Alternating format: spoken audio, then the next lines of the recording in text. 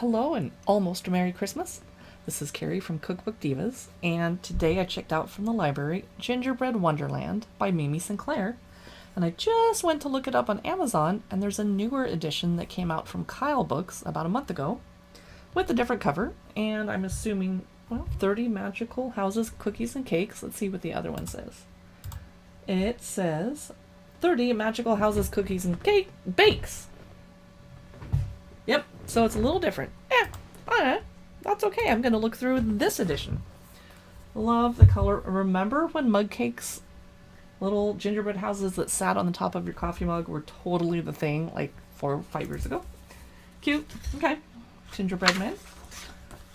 Interesting small size of the cookbook, which means it's going to get lost on my cookbook shelf with all the big ones if I end up buying it after I take it back to the library. Introduction. Here's the table of contents. Dough, very important. Basics. Cookies. Houses, that's going to be my favorite part.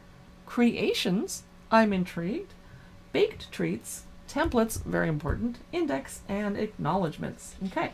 I'm going to skip the part about the dough and basics and get right to cookies, page 18. Just take a quick look. Oh, festive hanging cookies. Cute. Okay. Gingerbread family. This isn't anything I don't already have in all my gingerbread cookbooks, but okay. Snowflake cookies. Yeah, I would probably make those, but my other cookbooks have them. Rudolph cookies. Cute. Okay, this is clever. How to turn your existing gingerbread man cookie cutter and use it again as a Rudolph. Love that. Versatile. Glass pressed sandwich cookies. Okay, we already all know how to do that. You take the bottom of an interesting piece of glass, put the imprint in it. I'm not impressed. Okay. Whoa! Speculoos. Little windmills.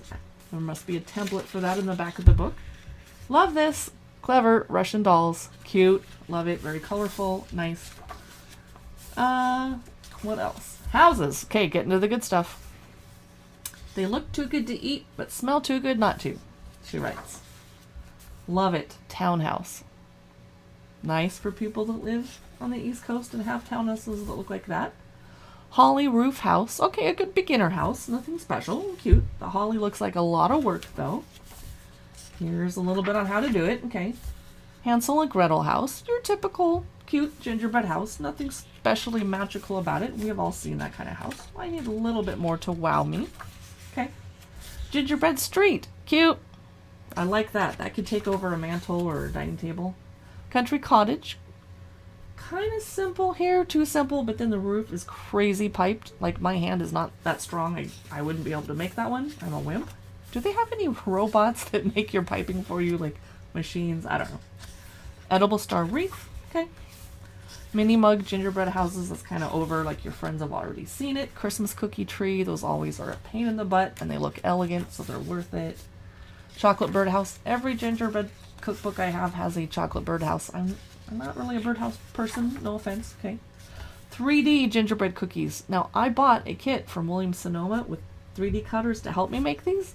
Did I ever use it more than once? No, I did not. I need to do that. Wildlife Wonderland. Cute. Okay.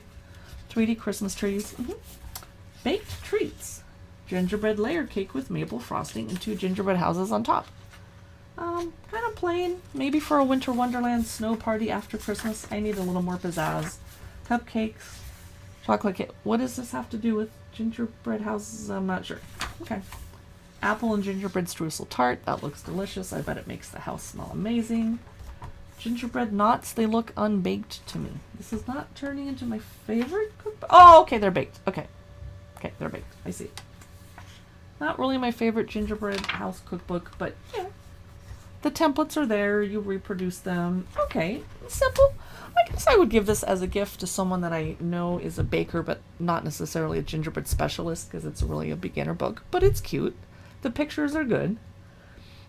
It's worthwhile, and it's tiny. It doesn't cost that much. So I hope you enjoyed your Gingerbread Wonderland look through, and now I'm really curious to see what they added to the second edition. Maybe they took out the birdhouse. Boring. Thanks for watching.